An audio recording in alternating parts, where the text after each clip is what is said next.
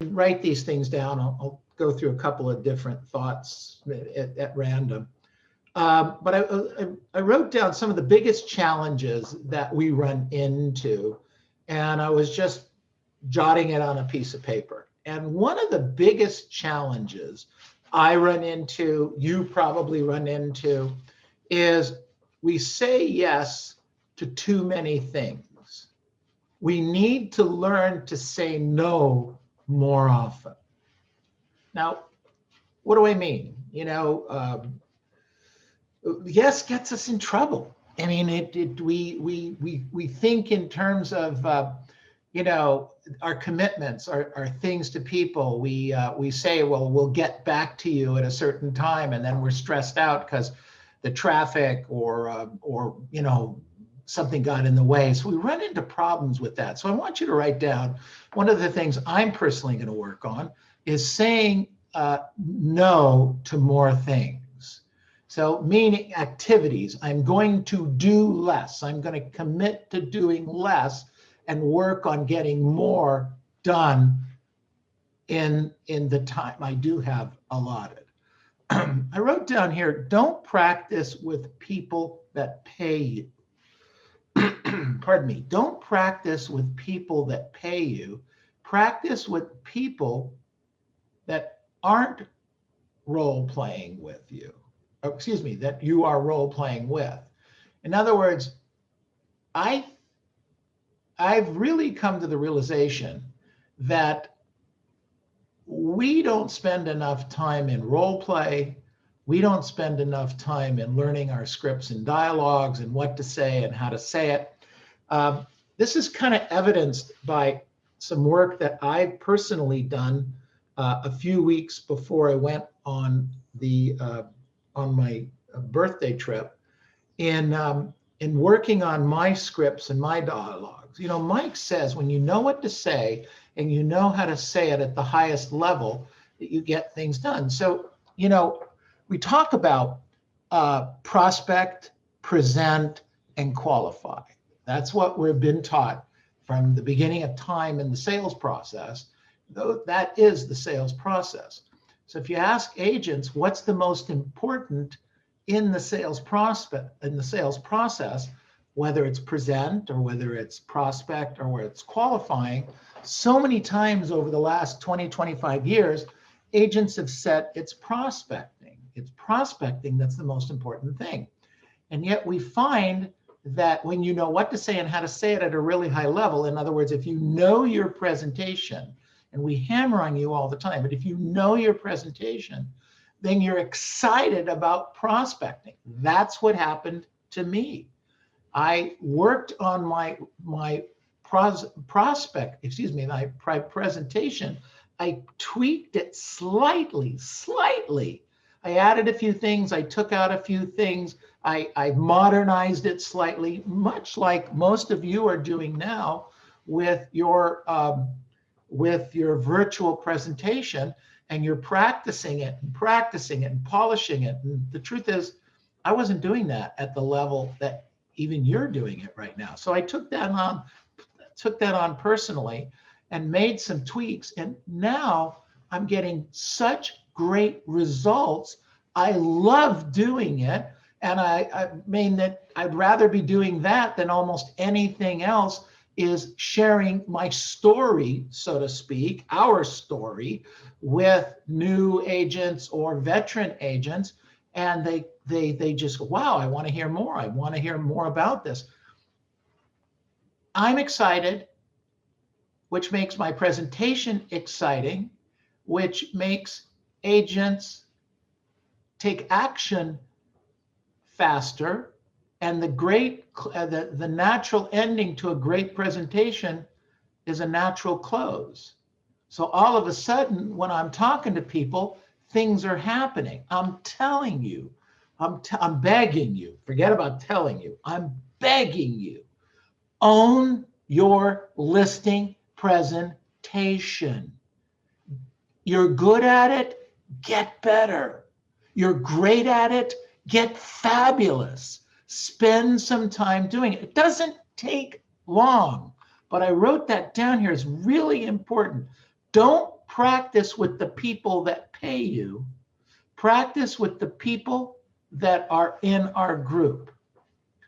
I wrote down here another thought. If you end on a bad or negative call, keep calling until you have a good one and you end on a high note. That's so important. And the more I'm prospecting and the more I'm presenting, that comes up all the time. So I try not to end on a down note. I try to end on a high note. I wrote down here the next item. If you can imagine it, it can happen. If you can imagine it, it can happen. I don't think we take enough time, effort, and energy to imagine what's possible in this business.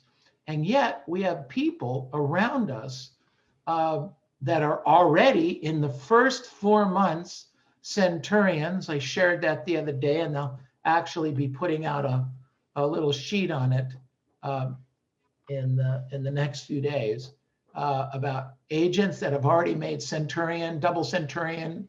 We even have one agent, I think that's really close, maybe a little off, from grand centurion. I mean, already in the first 4 months. So clearly it's possible. And clearly it's possible from any walk of life. We have men, we have women, we have older people, we have younger people. We have this ethnicity, we have that ethnicity. It doesn't matter. It doesn't matter. What matters is if you can imagine it, it can happen. We have agents that are already very close to earning what they made last year already. Now, they might not be at Centurion yet, but the agents that are making bank right now. The next thing I wanted to write down here, and this is very important to me, and it's a reminder of what I try to remind you and try to remind myself. By the way, there's nothing on this list that I don't do myself on a regular basis. Maybe I don't do it at the level I need to be doing it. And I'm recommitting on some of those things right now. And I'm asking you to make some recommitments.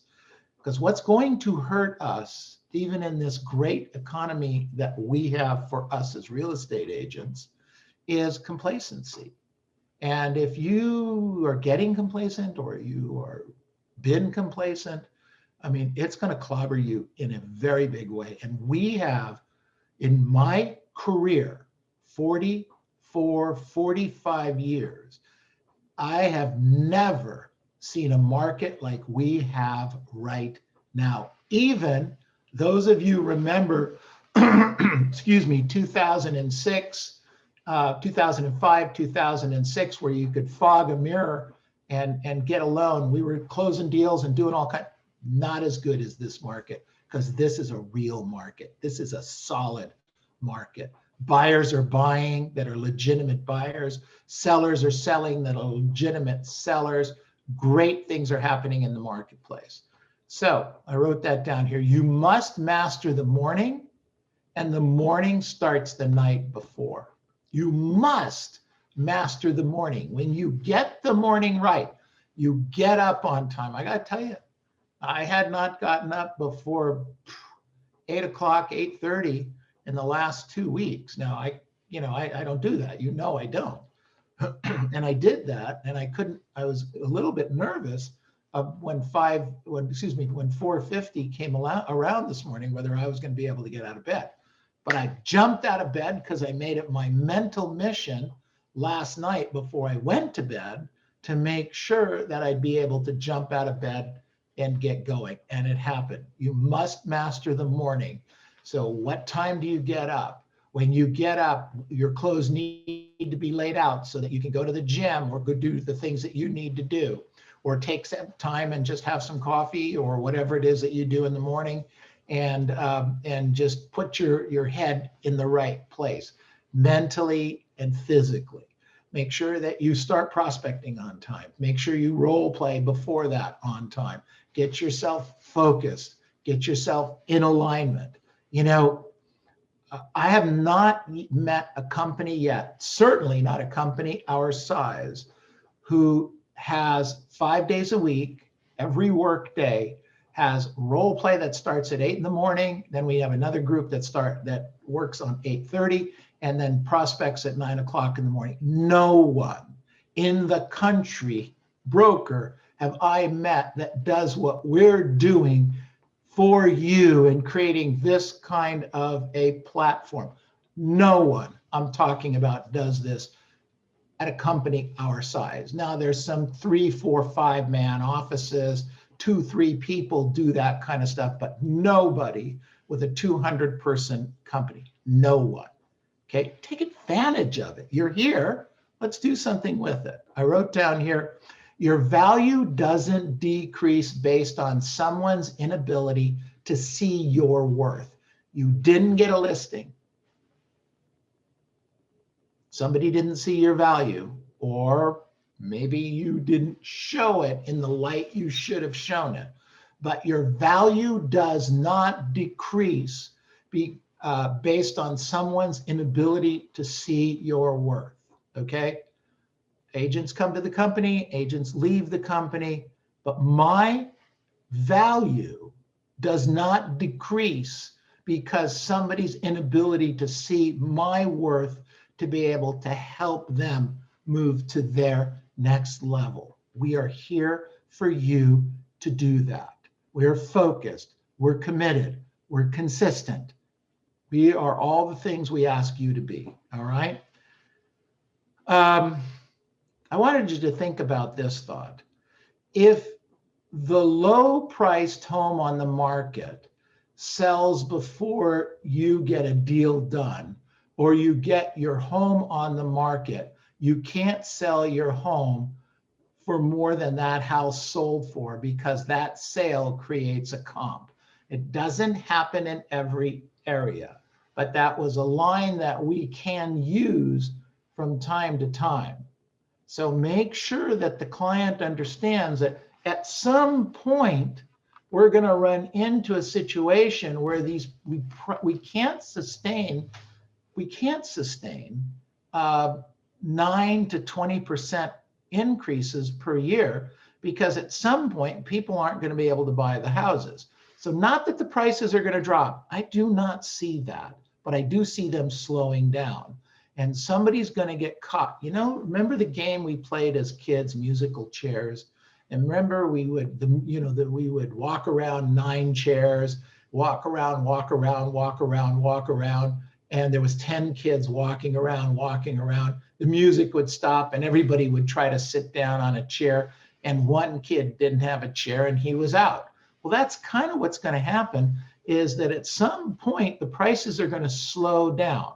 They're not going to drop, but they're going to slow down, and somebody's going to get caught. They're going to get caught in a situation where they've over leveraged themselves, or they put themselves in a situation where they can't get the rent for the properties. I was reading today that the yesterday, the Inland Empire rents are going to be going up 8, 9, 10% over the next 12 months or so. So Inland Empire, specifically referring to Riverside, was this particular article.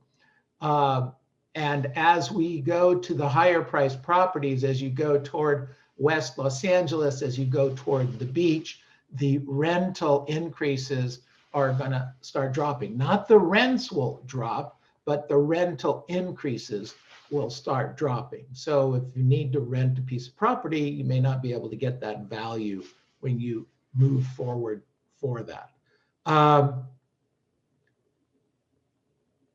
And then the last thought on this subject is, if you don't change one thing by Friday, you have wasted your time this week. Remember, the goal is 1 contract per week. That's the goal. 1 listing taken, 1 sale made, 1 listing sold. Any one of the 3 equals a contract. And 1 contract a week, even if you only work 40 weeks, is 40 contracts. If you do 40 contracts, listings sales, listings sold, listings taken, you're going to have, for most of us, a pretty terrific year. All right, any questions on what I've covered so far? I've got some other stuff I'll go over with you in a second. But questions on anything I've covered so far? Anyone? Anyone like anything I said? Yeah, when you say work on your listing presentation, do you mean the virtual listing presentation or just regular presentation or both? Or which one we should focus more? So that's a great question, Yvonne. This is my belief based on what I've seen in the last 12 to 14 months. What's it? So we're in May. So we're 14 months since we went virtual, okay? As an organization. Here's what I have found. If you can do a great virtual listing presentation, your in-person listing presentation is far better. You get that? If you can do the, think about the skills necessary to make a virtual listing presentation. You got levers, you got controls, you have screens, you have, I mean, even today, you know, I hadn't really worked on the screens and stuff like that in, I don't know, what, 10 days or so. And it was like, okay, what button do I push here? What do I do here? You forget, okay? But if you can be doing a virtual listing presentation, and I know a lot of you have kind of backed off of that a little bit, but don't. When you do your listing presentation and it's really good, your in-person presentation is going to be off the chart successful. Get it? Everybody with me on that? Yvonne, does that help? Yeah, I remember you. You cut off, Yvonne. Yeah, I remember you told us this before. Yes. I still believe this, okay? Anything we can do virtually really well transfers personally much better.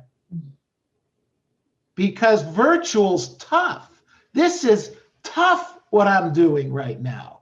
This is not easy. But if I'm in a, first of all, everyone here has an opportunity to not pay attention to me. Okay?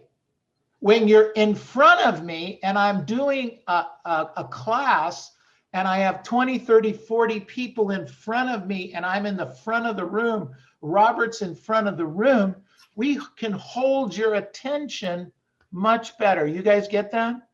Yes. But when you're doing it, I had a perfect example.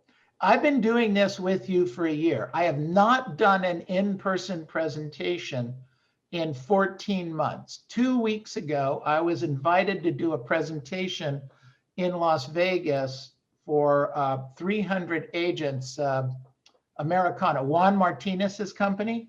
So he asked me to do a presentation for an hour or so. And I blew them away. I walked right in, just did what I do with all of us, took the same basic material and just spent the next hour just really dancing on the stage. I was really frustrated they didn't have a camera on me. But you get my point? You get what I'm saying is that this is not easy. Keeping your attention here is not easy. Half the people, there's 38 people right now on the screen, okay? 38 names on the screen, but there's only probably 10 or 12 of you I can see. Do you get what I'm saying here? That's tough. I'm looking at names. I don't know what you're doing. Girls, you could be doing your nails. You know, guys, you could be eating tuna sandwiches. I don't know. But I'm in most cases, I don't have your attention. What I had for lunch. So Sylvia, you know, I just know these things. You know, I saw somebody was eating potato chips earlier. You get what I'm saying. Nancy Mellinger's got a beautiful outfit on. Nancy, are you going on a listing presentation? Can't hear you. Can't hear you.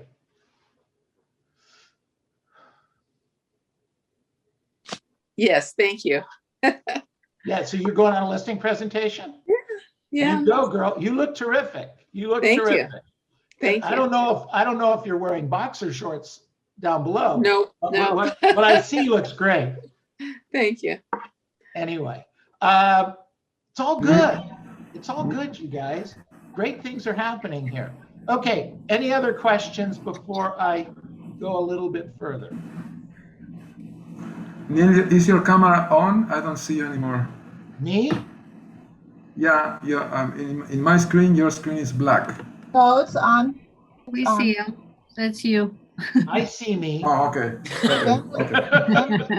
Alex, No, it's me. with I us touched though. something Scared me here. because I see me. Maybe I'm not me. Maybe it's not me.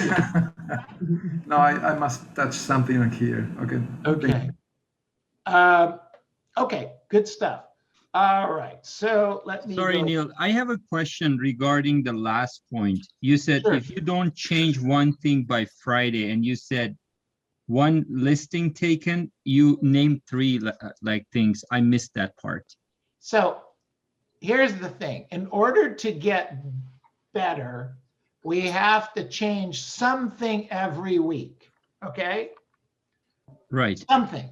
You're listing something in your listing presentation, your script, your previewing, your attitude, you know, how you look at things, working on the computer, et cetera, et cetera. When we started, I felt like Rosalinda's voice when she's on the phone was a little tinny, okay? So as it turned out, she said, well, that's funny because I just recently got a new microphone. And so I got so she had gotten a new microphone. So we're not sure if somehow it caused a different change in the tone. So a lot of times it's just how you're perceived. Again, it's not the words, it's how it's heard. So I make a big deal. I've been doing this since the 17th or 18th of March of last year, is make sure your camera is a decent camera. If you're using as an example, if you're using a laptop, I have a very high-end laptop, but what's crazy is the camera in my laptop isn't as good as my external camera that I paid $200 for. So that if I change it, let me see if I could show it to you.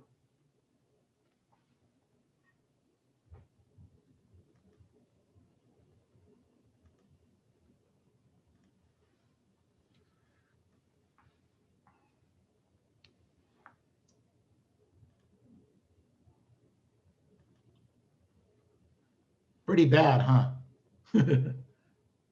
Okay.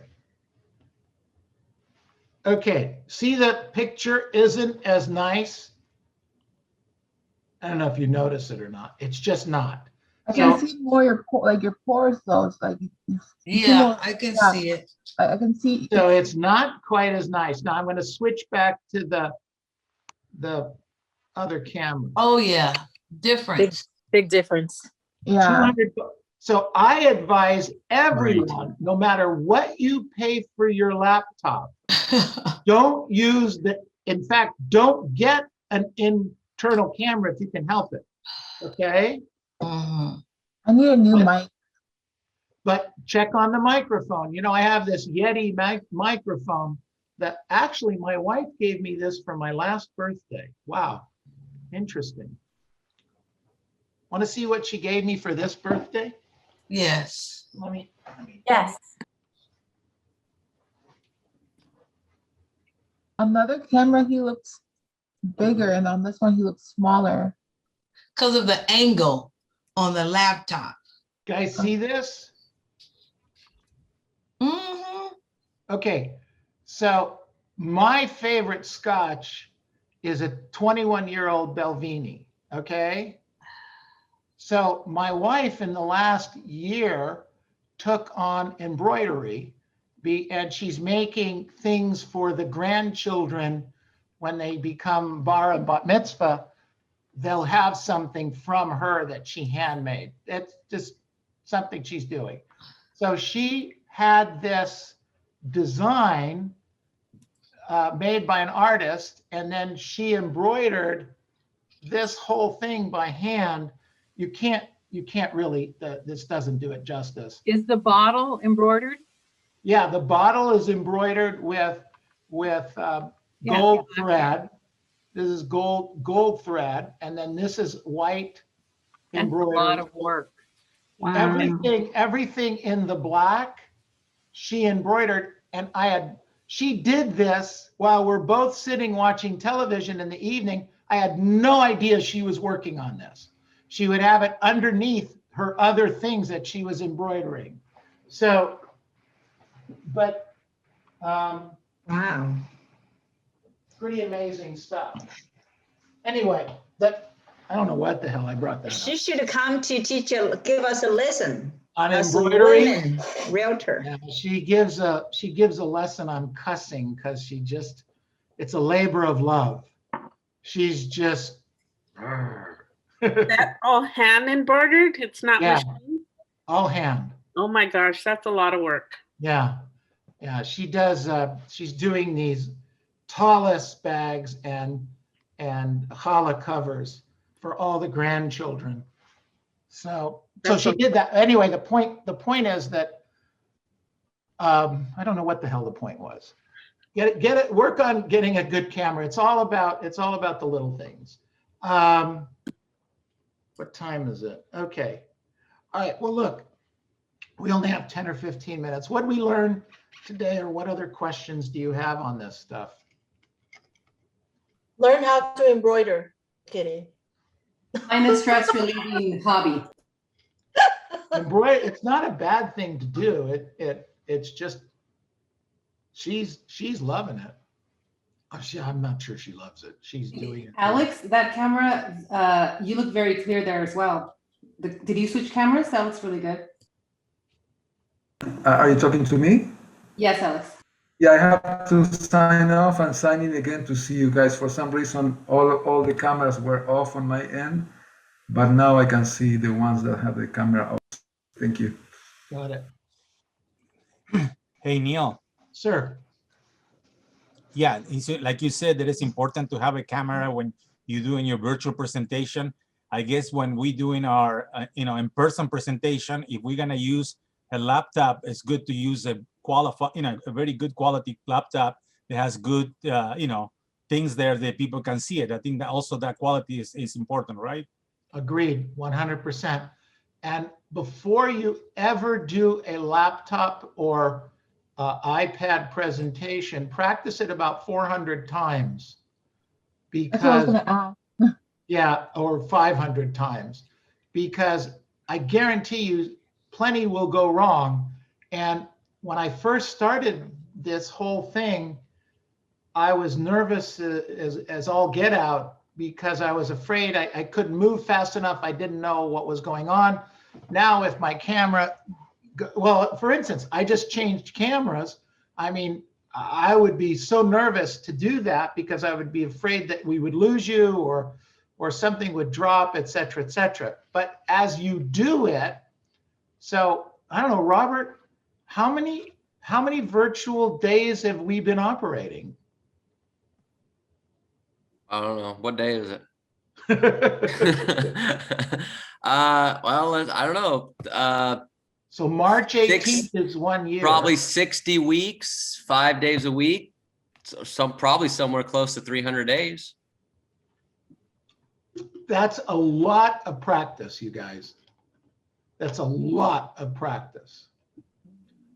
Which means also that we had 300 hours of practice during that period of time, plus whatever others do on your own that you're doing. So it's just a lot of good stuff here. A lot of good stuff with that. So Other questions on anything else we covered? Yeah, I have a question. Well, not really a question, but I like what you were saying when you first started about practicing saying no more. Yes.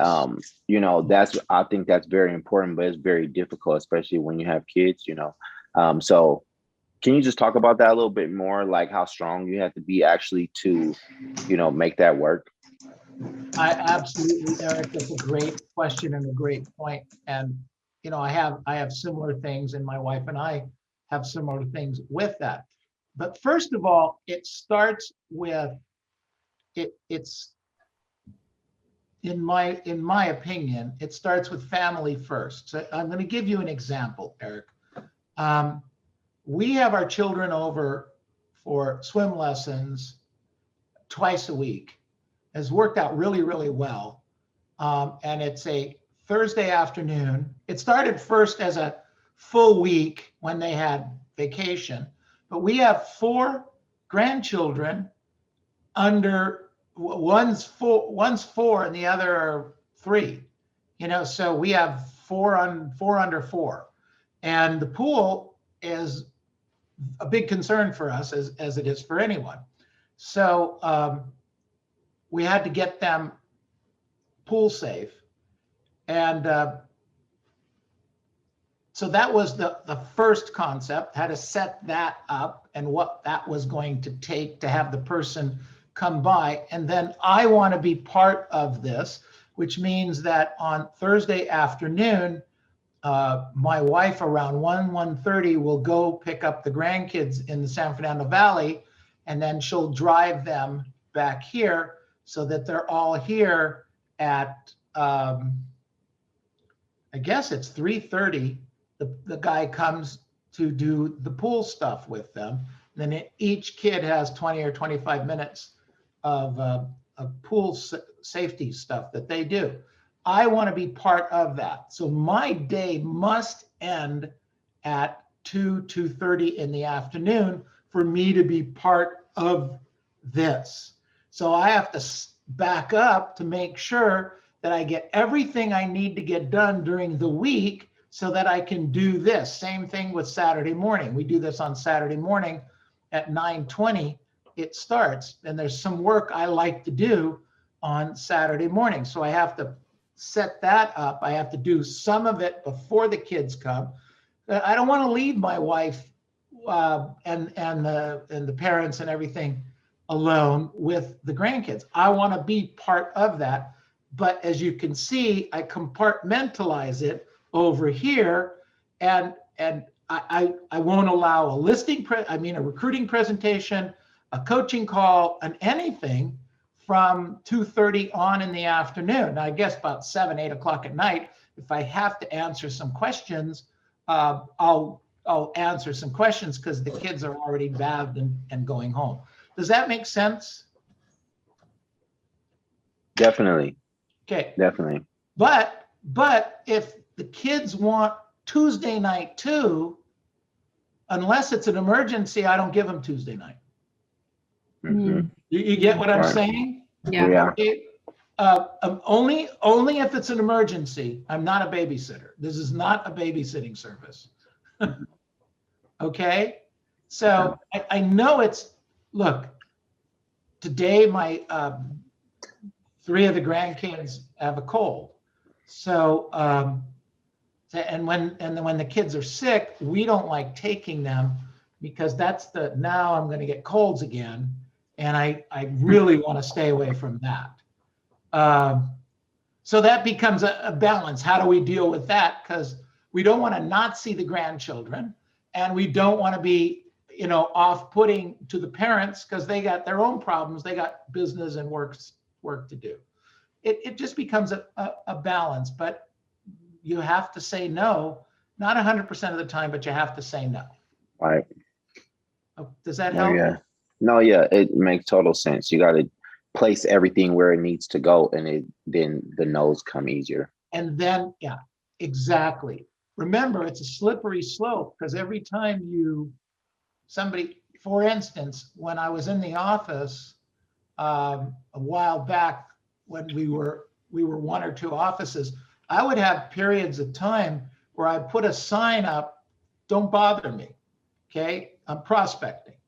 So here's the problem with that.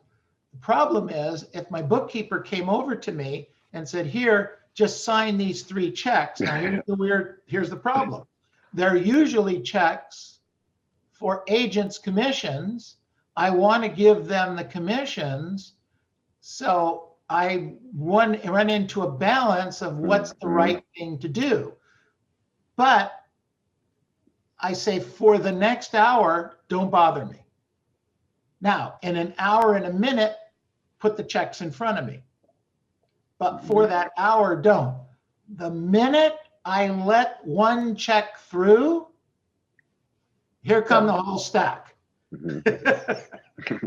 Does that make sense? Yep. I That think sure you can, does. I think you can do the same thing with children. You say to the kids, look, kids, for the next hour I'm prospecting, you watch television, okay, or do whatever it is you like doing. But at exactly the time you said, you have to be available to them for what you said you were going to do, because it's a trade-off. Josie, did you have your hand up? No. Okay. Monica, it looked like you were going to say something. No, I'm just listening intensely. Great stuff. Thank you. You're welcome. Michael, go ahead. Yeah, I got a question for you. I know you for many years, and I know you always are the broker that attract the top producers. They all want to come to work for us, and they like your training and all that, and that is very important. Now, in our group here, the virtual tour, how they produce or what they do it. Now, the other part, because we said that we have almost 200 agents. There are some agents that are very high producers too. They are not with us. What are they doing to be, when talking about these numbers that we're getting? What is their routine? The other agents, they are not part of our culture. Agents in our company? Of course, our agents, our own agents. Hold on, Michael. I've done this a few times. I'll do it really quick right now. Sure. I'm talking about what are they doing? They're doing, in their daily life. I understand. Because everybody thinks, I get this question occasionally, and not from you, Michael, but from other people. They think that I'm giving, like somebody will say to me, well, tell me what the top agents are doing. Okay, they do this. No. Tell me what you're really telling the top agents to do, because they don't say they don't believe me, but they say to me, like, if it was your kid, what would you tell your kid to do? By the way, those of you that remember my son Adam working here, I asked him to guess what he had to do in the very beginning when he was working here. Learn the scripts, preview property, learn the scripts, preview property, then learn the listing presentation, then preview property, then learn the scripts. You call Adam right now, I'll give you all his phone number, and you ask him, what did he have to do? But, some people don't believe me. I'm gonna read. In addition, one time you sent them to fix the toilet in the bathroom. I did. Came back to me and he said, I'd rather be, and this is a great point, Michael, thanks for bringing it up. I did. I asked him, he had to, we needed a toilet seat was broken. And I didn't want to call a plumber. It's like $50 an hour. So I said, Adam, do me a favor, go buy a toilet seat and replace it. And he did. To his credit, he did. He never said a word to me till he was done. He's all done. He's all buttoned up. Everything's taken care of. He's washed his hands. He comes to me and I don't ever want to do that again. Tell me what I have to do to not replace toilet seats. Okay. So here we go. Set up to get the MLS on status for canceled delivered to you every day. Everybody in the company should have that. I tell that to all the top agents. I tell that to everybody. This is called top agent business sources. Okay, every few months I talk about this. Robert, do I have time right now, or do we have something going on next? You have time. Yeah, let's make time. Hey, I'm not, hey, whatever Monica Nogales says, that's the rule. You're not going to get in the middle of that one. Oh, oh God, no. You said All right. Okay, so set up the MLS status to send you the cancels in real time. Okay? What does that mean? It means if you're getting cancels from services that, you know what I'm going to do right now, you guys? Hold on. Hold on.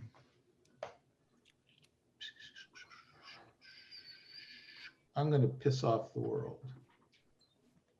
Just turned off the streaming service. Too late. I already have? Yeah. Okay, I just turned off the streaming service. I'll leave the recording on. Okay, so let me pull up my list again. There we go. Okay, so that's the number one thing. How do I do that? Robert can help you. The MLS can help you. We've been telling you to do this for a year now. Some of you haven't done it. If you're getting a service that's giving you expireds, cancels, etc., the expireds only come out once a day, and that's midnight. Okay, that's it. So that's when expireds expire. However, cancels cancel all day long. Whenever a client fires an agent, the property gets canceled when the agent goes into the MLS and cancels it. So at any time of the day, a property might get canceled. You need to be set up on real time so you don't get if it cancels at 3 o'clock this afternoon and you're on a service, you won't see the canceled until 6 or 7 o'clock tomorrow morning. But if you get it in real time and it cancels at 3 o'clock today, you should have it at 3:05 or 3:10. That makes sense? Yeah.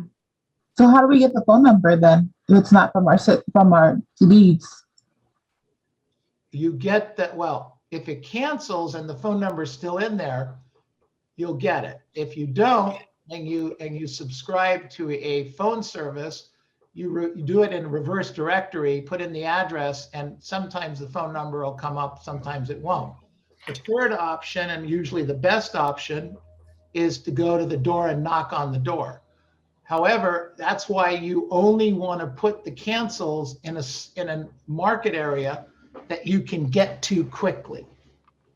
But we do, not so much now, there aren't that many cancels, but in the last year or so, we probably do a couple of these listings, take a couple of these listings a month through the whole company.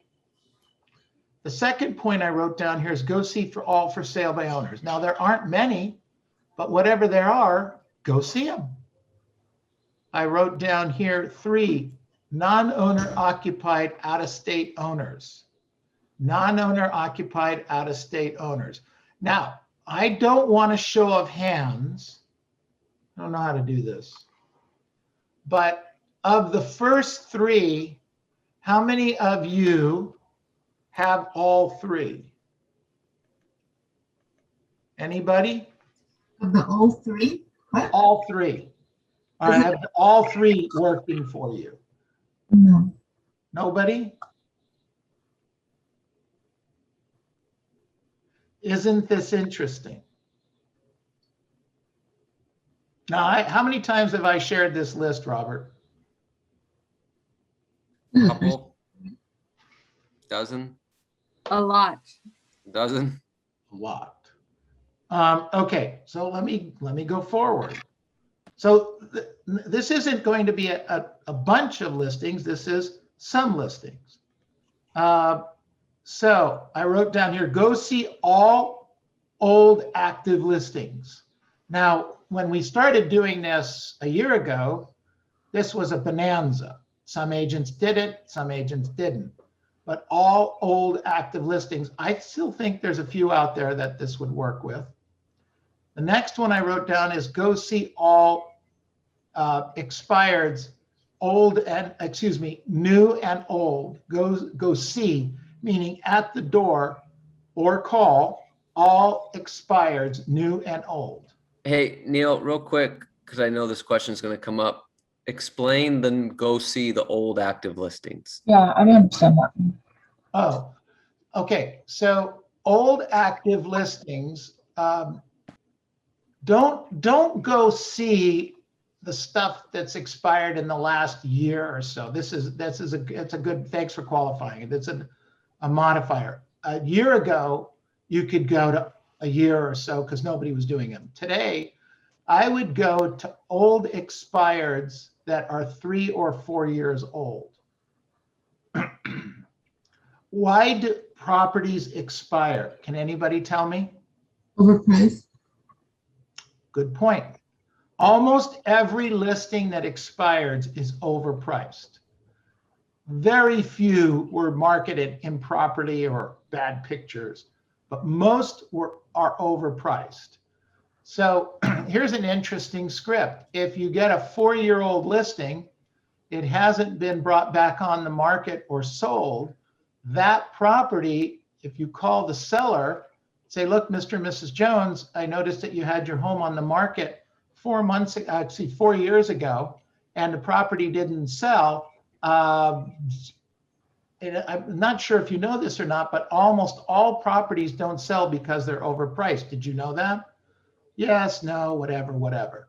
And right now, because of the marketplace, properties are selling like crazy. And we probably could get you what you were asking 4 years ago and maybe $50,000 to $100,000 more. Does that sound like something you might be interested in? Anybody interested in that one? That's good. Thanks. The next Can one. you send us the script? That's a nice script.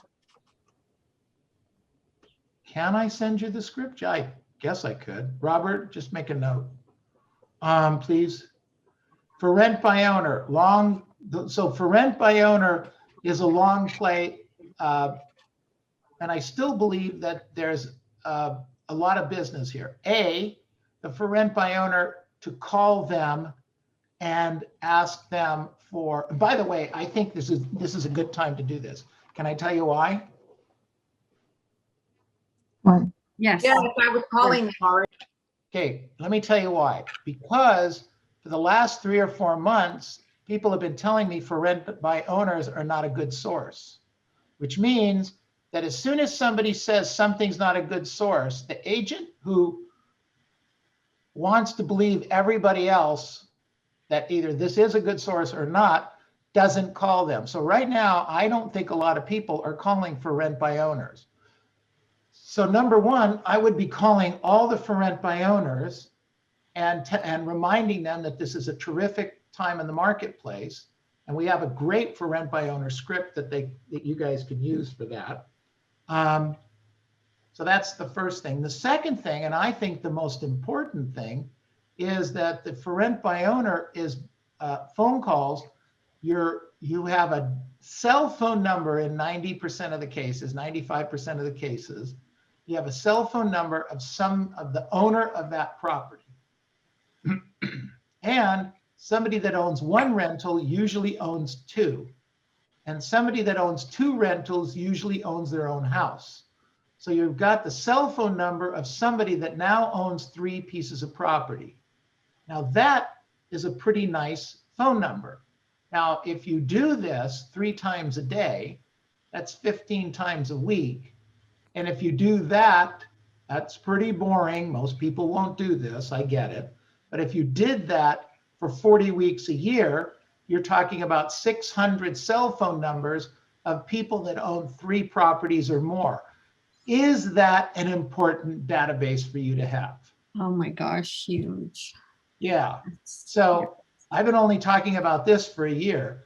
So the only person that I think has done it religiously are the Mayats, and they've got 300-400 phone numbers and names in their database, and are always picking up a listing here and there. So anyway, that's Tim does it too.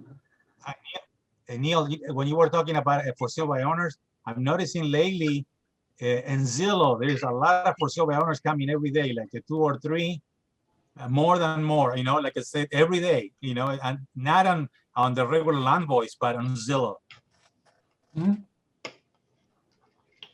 Look, even if there's only 2 or 3 and they're in your market, well, it's very important to remember, just stay in your market. Okay? If you do all of these things, but you stay in your market, you don't have to go too far. Write this down. To get bigger, you need to get smaller. To get bigger, you need to get smaller. Okay, next one. You could add distressed and NOD properties. We do have some of our agents, top agents, that do this occasionally. They pick up some business. This is not something I like doing, so I don't recommend it highly because I don't like working in other people's misery. I just don't. But that's just me. So other people are really good at it and they go after it. All right. Can you repeat that one again? I missed it. Distressed properties, notice of default or foreclosure type properties. Let me share with you, anybody that wants to sell you a program to learn how to work REOs, give me the money. I will give half of it back to you and we both will be better off. Because there are not going to be a bunch of REOs. They're just not. It's not coming. All right. And if somebody wants to sell you a program where you're going to get REO certified, I would suggest something else. I would suggest probate. You want to spend some money, go in the probate business. That's another one. That's not on here. Probate. Some of our top agents are doing pretty well in the probate world. It is tedious, it is time consuming, and you've got to be good and knowledgeable, and you've got to follow up. That is a big follow-up world. I wrote down here, the next one is my favorite and yours, predictive analytics. Drum roll, please. Predictive analytics. 2-bedroom, 1 and 2 bath, owner occupied condos. Has anyone heard me say that? No, it's good, Rick. Yes. Every day. Yeah. Yeah. And yet most people don't work it. And when they do work it, they do a little bit of it and don't work it on a regular basis. Ladies and gentlemen, there are thousands of condos that get listed every single month, thousands. Why shouldn't some of them be yours? Next one in predictive analytics is 2-story, owner occupied, been in the property 25 plus years. 2-story, owner occupied, been in the property 25 plus years. Hey, Neil, remember when you did the 2-bedroom condo and you explained, because a lot of agents don't want to do it because they think the commission is too little. And then you said, if you double ended and then you help them buy the 3 chicks, how much it's going to amount to? Yep, I did that, Michael. That's right. And yet some agents aren't doing it. So I would be curious how many agents have done, well, let's keep going on the list. The next one is working old buyer leads that you couldn't do deals for. So I don't know if I shared this or not. You know, I'm not a big proponent on working buyers. I'm less of a proponent on working with FHA and VA buyers. However, we have a team in the company, Priscilla and, excuse me, not Priscilla, Gracie and Jackie. Gracie and Jackie in our Long Beach office have 4 properties right now. I haven't talked to them in 7 days, so it could be 5 or 6, but they have 4 properties, 1 closed and 3 pending right now, all FHA VA deals.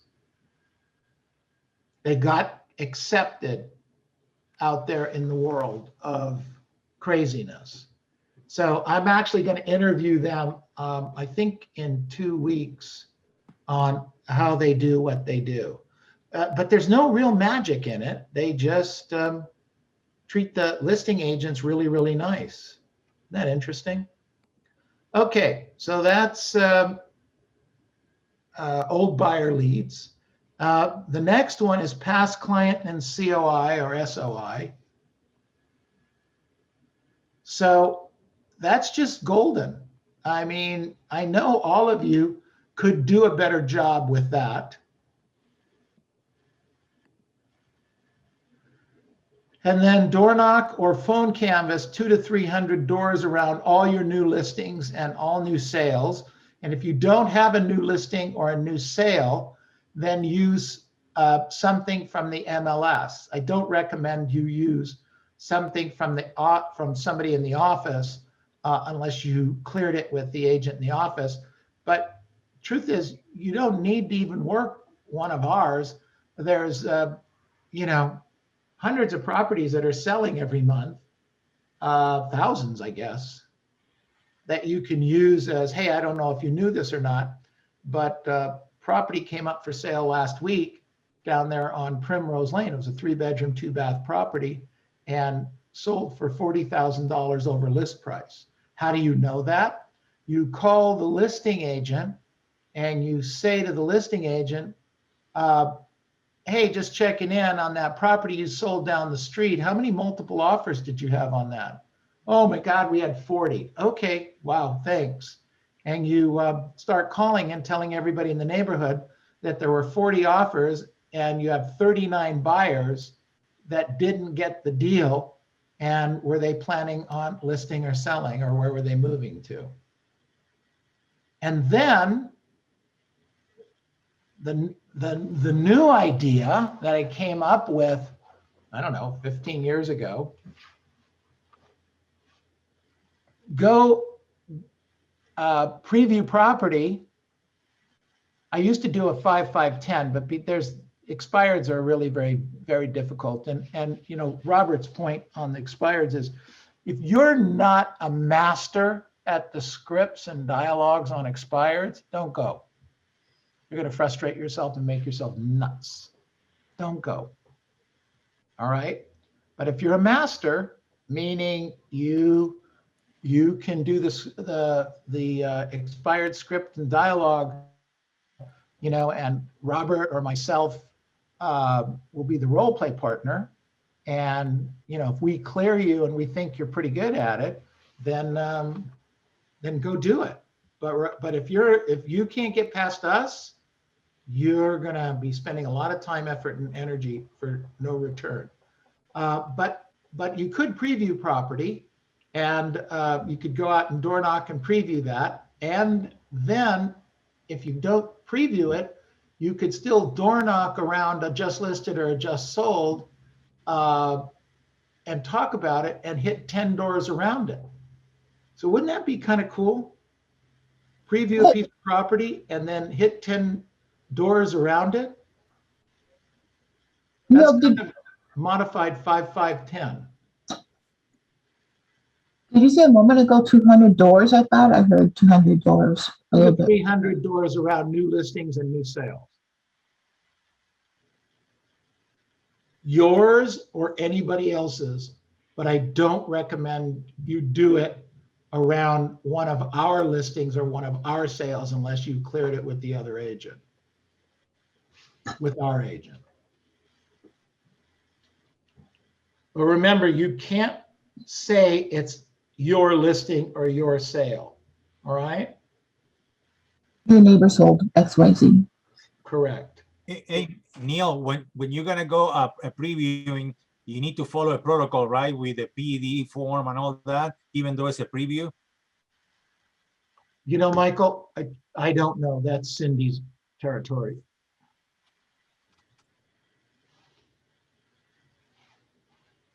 I do know, aren't they modifying the open houses right now?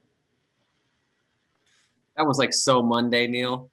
Yeah, that's what I thought. You've been waiting Yes. all week to do that, huh? Yeah. I had that written down on my daily to-do list.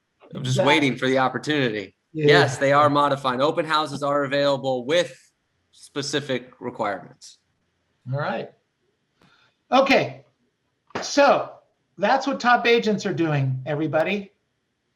That's what every single top agent is doing. Did you hear a secret there? Neil, how did you get the predictive analytics? Do you use, do you recommending us use Sparks or I'm sorry. the tool from the MLS Sparks? What is it called? Your InfoSpark? InfoSparks. Yeah, sorry. So For the predictive. on the 2-bedroom, 2-bath condos, owner occupied, that comes from the title company. On the 2-story homes, I only know of Robo Gateway that identifies 2-story homes, but I'm sure if you call a title rep, they'll help you. How do you identify 2-story homes? And then you need the title company to tell you who's owned it 25 plus years. So they'll give you phone numbers, but the phone numbers generally from the title company aren't that good. So I'd either get them from your servicer, your phone number servicer like Arch Telecom or somebody like that, or I would just go door knock them.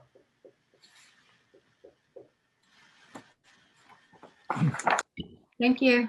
Hey, Okay, Neil, I just want to say I worked for you for over 25 years, and the reason you are the #1 broker and all the top agents want to work with you because you got the best ideas. I just want to tell you, after 25 years, that's why everybody like it to be here. Okay. Thank you. I appreciate that. I'm looking for the day, Michael, when everybody does everything I say.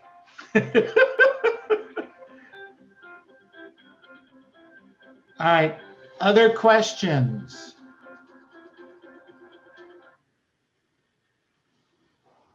Anyone? All right. Neil, I just want to clarify because in one of the points you had said go see old active, you meant and new active. Did you mean that by previewing or you meant like old expired? Okay, so previewing property is previewing new properties or properties that have been listed for a while, okay? Old expireds are properties that have been on the market for a long time, 90 to 120 plus days, and they're probably getting ready to expire.